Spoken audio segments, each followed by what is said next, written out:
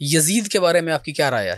میری اس کے بارے میں بڑا کلیئر کٹ موقف ہے، وہ بڑا عام فہم ہے اور بڑا جائز ہے، ابھی آپ کو سناؤں گا تو آپ کو سمجھ آ جائے گی۔ میں کہتا ہوں اس کے اوپر اللہ کی، رسول کی، فرشتوں کی لعنت ہو جس نے سیدنا حسین کو قتل کیا۔ میرا علم یہ نہیں کہتا کہ اس نے کیا ہے، میں نے جس کا سوال نہیں کیا، میں نے یزید کا پوچھا۔ اس کا سوال کا جواب یہ ہے کہ میری تحقیق کے مطابق وہ ملوث نہیں ہے، اگر وہ ملوث ہے اس کے اوپر اللہ کی لعنت ہو۔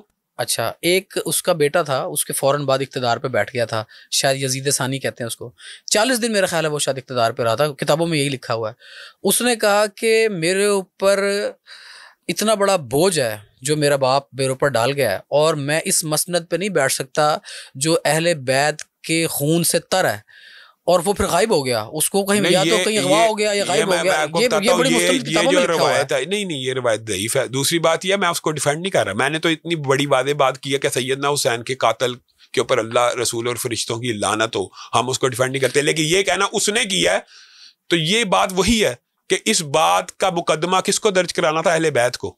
اہل بیت میں سے آپ ثابت کریں کسی نے کہا اس نے کیا، بات تو یہ ہے۔ یہ بڑی عام اہل بیت تو بیچارے اس کے بعد جس حالت میں تھے، اور بعد میں بنو امیہ اور بنو عباس کے دور میں جس حالت میں رہے۔ راؤ صاحب یہ باتیں جو ہے نا، یہ پروپیگنڈا وغیرہ، میں اس کا ڈیفینڈ نہیں کر رہا، لیکن کوئی ایک مستند روایت کے محمد بن حنفیہ، اچھا چلیں واقعہ کربلا کے جو سب سے بڑے گواہ ہیں وہ کون ہیں؟ امام زین العابدین ہے نا، ایک ہی امام ہے نا، ان کی کوئی الفاظ دکھا دیں۔ یہ نہیں ہے بات۔ اس کے بعد کتنے عرصے وہ کہاں رہتے سب کو پتا ہے؟ نہیں، یہی نہیں، سب کو یہ ساری باتیں من گڑت ہیں۔ ایک بات بھی اگر درست ثابت ہو، ہم تو سند کے اوپر چلنے والے لوگ ہیں، ایک روایت صحیح سند سے ثابت ہو، ہمیں اس کے ماننے کے اوپر۔ آپ میرے سامنے دیکھیں، میں پبلکلی کہہ رہا ہوں، آپ میرے سامنے ایک روایت پیش کریں، اس کے قتل کے اندر ملوث ہے، میں اس کا نام لے کے لعنت کروں گا۔ یعنی آپ یزید کو ملعون نہیں رحمۃ اللہ علیہ سمجھتے ہیں؟ نہیں، میں اس کے بارے میں خاموش ہوں۔ ہمارے اہل حدیث اسکول آف تھاٹ، سنیں اہل حدیث اسکول آف تھاٹ ہے نا، اسکول آف تھاٹ ہے یہ پورا، کہ اس سے نہ ہم محبت کرتے ہیں نہ اس کو ہم گالی دیتے ہیں۔ کیوں؟ اس کی ایک وجہ یہ ہے، مجھے بتائیں کہ ہر برے بندے کو گالی نکالنا کیا فرض ہے؟